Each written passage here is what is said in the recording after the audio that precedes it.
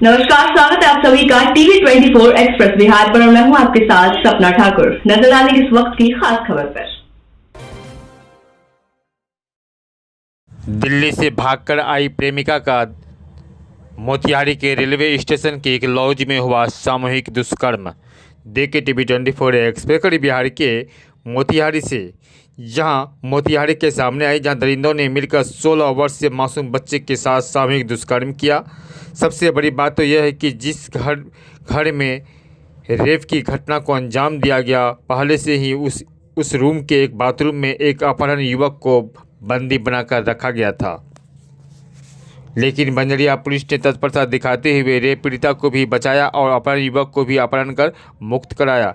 घटना की जानकारी देते हुए सदर डीएसपी दिलीप कुमार ने बताया कि एक प्रेमी युगल जो ट्रेन से दिल्ली से भागकर देर रात्रि मोतिहारी स्टेशन पहुंची, वहां इससे युवक ने पानो मामा के यहां जाने के फिराक में था। तभी दो युवक उसके पास आए और कहा कि ये रास्ते में तुम दोनों को चलो, मैं रूम दिलवा देता हूं।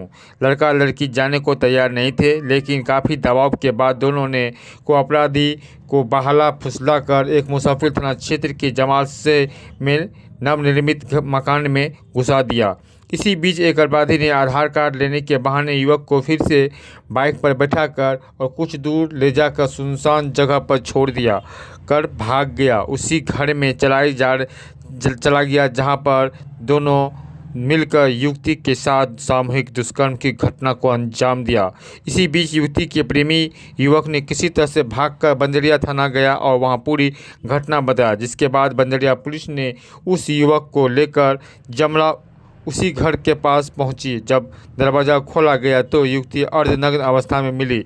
इसी बीच पुलिस ने एक घर की तलाशी ली तो बाथरूम में पहले से एक युवक को अपहरण कर रखा गया था, जो इसी जिले के मधुबन के खड़रिया थाना के रहने वाले बताया गया। इसी बीच पुलिस ने दोनों अपराधियों को अब्बास आलम और तौफीक आलम को पकड़ लिया, थाना लाया गया जहां। लेकिन इसी बीच अपराधी तैफुल आलम रात का फ़ायदा उठाकर थाना से भाग गया, लेकिन एक अपराधी अब्बास आलम को गिरफ्तार कर लिया गया। इस मामले में पुलिस ने बंजरिया मुसाफिर और गहरिया तीनों थाने के मुकदमे दर्ज कर आगे की कार्रवाई की जा रही है।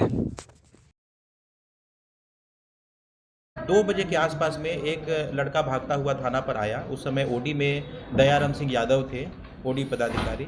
तो उनके द्वारा सूचित किया गया कि एक बच्चा आया है और बोल रहा है कि उसकी जो दोस्त है, लड़की है, उसको कुछ लोग उठा ले करके गए।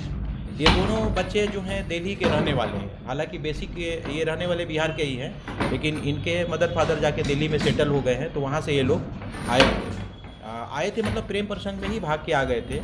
और इन पर नज़र किसी अपराधकर्मी का पड़ा। ये दोनों को बहला फुसला करके एक जमला के मकान में ले जाया गया। जमला मुफस्सिल थाने में पड़ता है। लेके स्टेशन से गए, इसको रूम दिलाने के नाम पर लेके गए और उस स्टेशन में उस मकान में ले जा करके ये जो लड़का है इसको किसी बहाने से ये बोल करके कि मकान मालिक को आधार कार्ड और पैसे देने हैं, तुम चलो, और धोखे से इसको ला करके किसी अंधेरे जगह पर छोड़ दिया गया। ये लड़का किसी से पूछता हुआ बंजरिया थाना पहुंचा था और अपनी आप बीती बताया। तो एसएचओ उस दिन राउंड पर ही थे।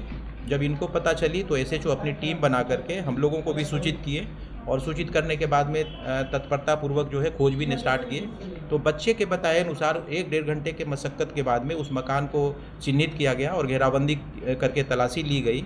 तो उसमें पीड़ित बच्ची जो बालक थाने पर आया था, इसका मित्र जो है वो वहाँ से बरामद हुई और उसके द्वारा बताया गया कि उसके साथ गलत हुआ है।